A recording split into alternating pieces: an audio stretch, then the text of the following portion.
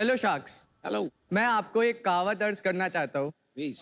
पढ़ोगे लिखोगे तो बनोगे नवाब, खेलोगे कूदोगे तो बनोगे खराब।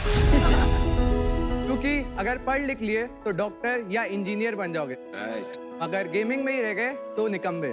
यही कुछ हाल मेरा भी था जब मैंने अपने इंडियन पेरेंट्स को ये बताने की कोशिश करी कि मैं गेमर बनना चाहता हूँ। तो मेरी माँ ने तो 2 कान के नीचे लगाए और मेरे पापा ने चाचा मामा और बुआ साथ एक कमेटी ही बना ली थी और यहाँ तक कि मेरे से कॉन्ट्रैक्ट साइन करवाया कि अगर मैं कुछ लिमिटेड टाइम तक गेमिंग में अचीव नहीं कर पाता हूँ तो गेमिंग छोड़ दूँ। कॉन्ट्रैक्ट। तभी मैंने ये ठान लिया कि बनूंगा तो गेमर ही, और मैंने वहाँ से शुरुआत करी अपने ब्रांड की अपथ्रस्ट ई-स्पोर्ट्स। हाय शार्क्स, मैं हूँ कार्तिक सबरवाल झांसी से और मैं 21 साल का हूँ। हाय शार्क्स, मेरा नाम है वैभव कुमार, मैं 20 साल से हूँ और मैं इटावा उत्तर प्रदेश से हूँ। शार्क्स, इंडिया में आज करेंटली 42 करोड़ एक्टिव गेमर्स है और इसी कम्युनिटी को केटर करता है हमारा brand upthrust esports. Upthrust esports एक ऑनलाइन गेमिंग प्लेटफॉर्म है जहां हम गेमिंग इवेंट्स ऑर्गेनाइज करते हैं और उनका प्रोडक्शन भी करते हैं। यहाँ अलग अलग गेम्स के अलग अलग इवेंट्स होते हैं, लेकिन सब वर्चुअल। जैसे क्रिकेट में man of the match, best bowler, best batsman को अलग अलग अमाउंट ऑफ मनी और विनर्स को ट्रॉफी दी जाती है। वैसे ही हमारे गेमिंग इवेंट्स में जीतने वाले गेमर्स को अलग अलग अमाउंट ऑफ प्राइज मनी और ट्रॉफीज दी जाती है। हम हमारे गेमिंग इवेंट्स YouTube पे ब्रॉडकास्ट करते हैं जहां हमारे 3.5 लाख से भी ज़्यादा सब्सक्राइबर है और इन्हीं इवेंट्स को हम लोको पर भी ब्रॉडकास्ट करते हैं जो कि एक इंडियन गेमिंग प्लेटफॉर्म है। हम अपनी ब्रांड्स के अलावा वाइट लेवल बेसिस पर भी दूसरे ब्रांड्स के लिए इवेंट ऑर्गेनाइज करते हैं।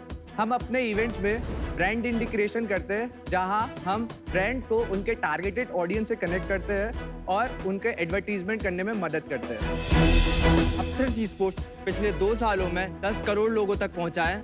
हमने 30 से भी ज़्यादा गेमिंग इवेंट्स ऑर्गेनाइज किए हैं जिनका पूल प्राइस तकरीबन 1 करोड़ तक रह चुका है। हमने 20 से भी ज़्यादा ब्रांड्स के साथ काम किया है और हमारी अपथ्रस्ट की कम्युनिटी तकरीबन 8 लाख गेमर्स की है।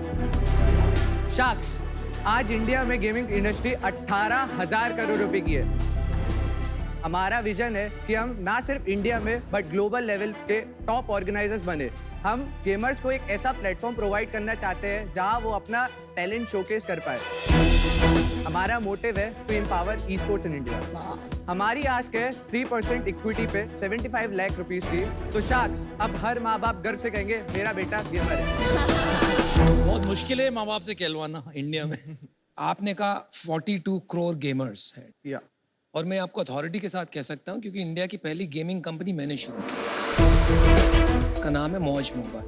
42 करोड़ गेमर्स हैं जरूर, लेकिन most of them are casual gamers. Correct. Basically हम लोग जो मिड कोर है और हार्ड कोर है उनको केटर करते हैं। आज के टाइम पे जो हार्ड कोर गेमर्स है, प्रोफेशनल गेमर्स है, उनकी तादाद 2022 में 1 मिलियन प्लस है और जो मिड कोर है उधर 2 मिलियन प्लस है। अच्छा, थैंक यू। कार्तिक, हाँ जी। आपके जो पेरेंट्स थे, अब उन्हें ठीक लग रहा है कि आप कर रहे हो जो सही कर रहे हो, गेम खेल रहे हो? उन्होंने मेरे को टाइम दिया था कि 6 महीने में कुछ मेरे को 50,000 कमा के दे। फिर? तो 6 महीने बाद 5 लाख कमा के दे दिए। तो फिर उसके बाद पूछा बस तो अभी कोई अपना वो दिखाओगे, डेमो या कुछ? या तो शार्क्स, हम आपको इसके बेटर एक्सपीरियंस के लिए एक लाइव डेमो दिखाना चाहेंगे। जैसे स्पोर्ट्स की दुनिया में होस्ट और कमेंटेटर्स होते हैं, वैसे ही ई स्पोर्ट्स की दुनिया में होते हैं कास्टर्स। तो हम आपको इंट्रोड्यूस कराना चाहेंगे एक प्रोफेशनल ई स्पोर्ट्स कास्टर से जो आपको गेम के बारे में बताएंगे। तो कैन वी ब्रिंग? या श्योर। अच्छा, यहीं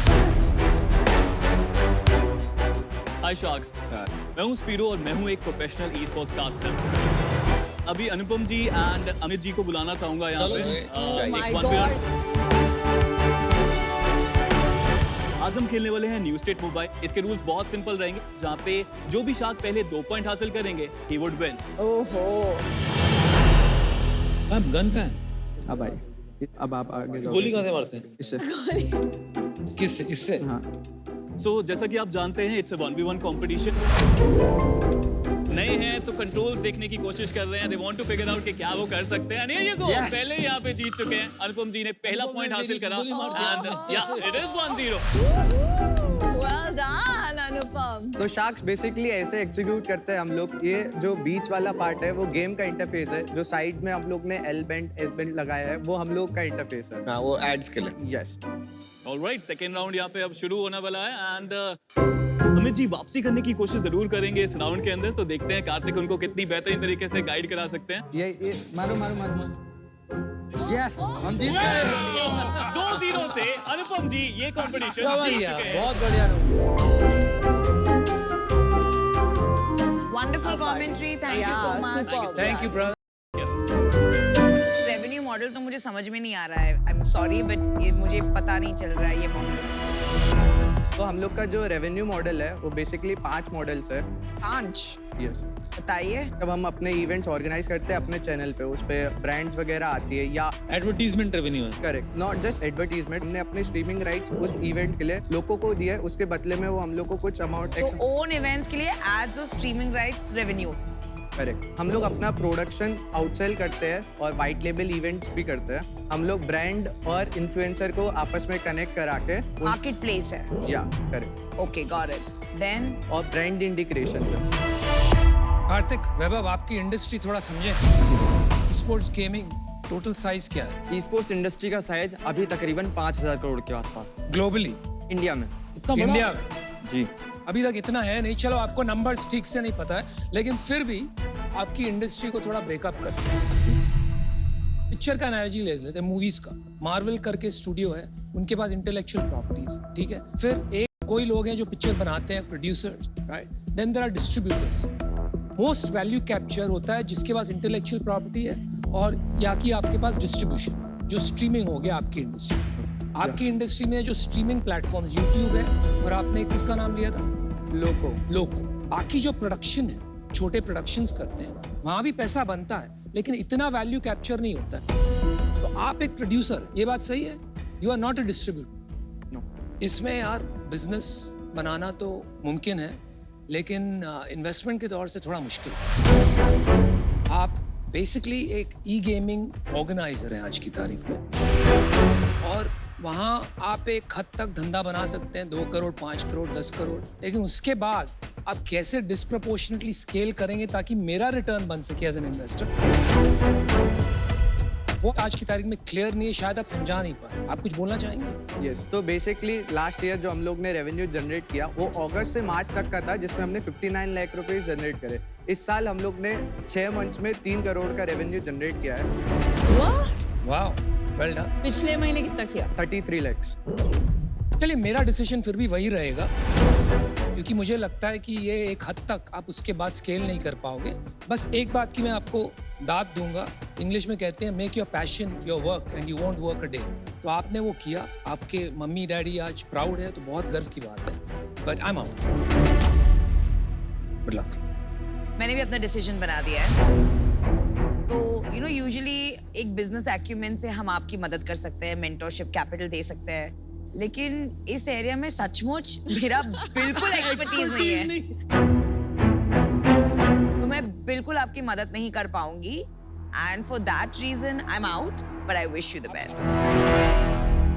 होता क्या, स्पोर्ट्स में बहुत टॉप के प्लेयर पैसा बनाते हैं, जैसे फिजिकल स्पोर्ट में होता है, तो यहाँ पर भी इसमें भी ऐसा ही है। Top players make millions of dollars. एक स्पोर्ट्स में, क्रिकेट में भी खेलते तो 16 लोग ही है, बट पैशन तो सभी रखते ना कि मेरे को वहाँ पे जाके रिप्रेजेंट। वाह, क्या जवाब है, बहुत अच्छा। तो वैसे ही ई स्पोर्ट्स में भी है, वो देख देख के सीखेंगे और आगे आएंगे, और शायद वो एक दिन उस लेवल पे पहुंच जाए कि वो भी महीने का 1 1.5 करोड़ पे कमा रहे हो। अगर ई गेमिंग, ई स्पोर्ट्स अगर ओलंपिक्स में अलाउ हो रही है ना, तो समझ रहे हो आप किस लेवल पे जा रहा है वो। देखिए, वक्त तो बदलेगा और वक्त के साथ बदलना ही पड़ेगा। तो ये साफ दिख रहा है 30 लाख रुपए महीने के कमा रहे हैं। चलिए कार्तिक और वैभव, ये जो इंडस्ट्री है, मुझे भी नहीं एज अ प्रोडक्शन आपके लिए कितनी कंपेटिटिव होगी, कितना इजी है to get in the market, इसकी एग्जैक्ट मुझे सेंस नहीं है कि आपके पास कोई मोट है जिससे आप प्रिवेंट कर सके बाकी लोगों को आके आपके साथ compete करने में। तो मैं अभी इसमें इन्वेस्ट नहीं कर पाऊंगी, but best of luck and well done. मैं ना बहुत बिलीव करता हूँ ई स्पोर्ट्स में। मुझे लगता है e sports is the future, जो मैंने आपको लग ही रहा है देख के। मुझे खाली डाउट है कि आप जो कर रहे हो ना वो बहुत छोटे लेवल पे एक ई स्पोर्ट्स कॉम्पिटिशन और उसकी स्पॉन्सरशिप का काम कर रहे हो। आपको पता है इसमें डेल की भी कंपटीशन आ रहा है, इंटेल भी घुस रहा है, तो आप इस कंपटीशन को लड़ने के लिए आपके अंदर ऐसा क्या है? ये सब आपने ब्रांड्स का नाम लिया, ये लोग एक प्रोडक्शन कंपनी ढूंढती है और वो हम लोग को ही हायर करते हैं, हम जैसी प्रोडक्शन कंपनी को जो उनके इवेंट्स करते हैं। मैं बाहर होना चाहूंगा इससे, इसलिए नहीं कि मैं इसमें बिलीव नहीं करता। मेरे को अगर धंधा दिखता तो मैं डाल देता पैसा, कि अगर ये होना ही है इंडस्ट्री में तो इनोवेटेबल है तो इनोवेटेबल है, बट आपको प्रोडक्शन का काम है, ये प्लेटफॉर्म का काम नहीं है। मैं अभी बाहर होना चाहूंगा इस वजह से। अमन आप बचे हैं केवल। मैं यही बताना चाहता हूँ आपको कि मैं भी आउट हूँ। एक सवाल पूछूं आपसे, आपकी प्रॉफिट कितनी हुई 3 करोड़ में से? लास्ट ईयर जो नेट प्रॉफिट ये 6 महीने 30 to 35%। क्यों आप पैसा रेस कर रहे हो यार? बनाओ ना अपना प्रोडक्शन कंपनी, 20 करोड़ का धंधा करो, 5 करोड़ रुपया कमाओ साल का, फिर देखो क्या करो। All the very best guys. दुखी मत हो, हंसते हुए जा। आपने सबसे बड़ा काम क्या किया ना, टीवी पे, नेशनल टीवी पे पूरे देश को बता दिया कि this is also an option, this is not something to make fun of और बी एम्बेरेस्ड अबाउट। इससे भी काम हो सकता है, करियर बन सकता है। Thank you, Bye. All the good best. Job.